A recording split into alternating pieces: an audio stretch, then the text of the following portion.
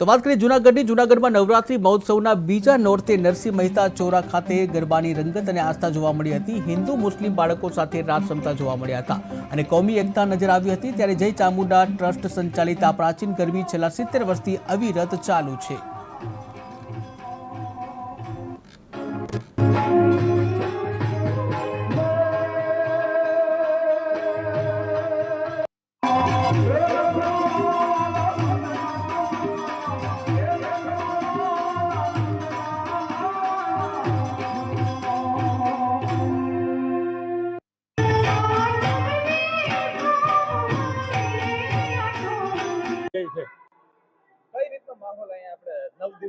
नव दिवस दरमियान तमने अनेक जातनो माहोल जोवा मळशे। तमे અહીં આવશો સારા સારા ઘરના વ્યક્તિઓ પણ અહીં જોવા આવે છે, તેમજ અનેક જાતની ડિમાન્ડ કરે છે કે આ રાસ મૂકો, આ રાસ મૂકો।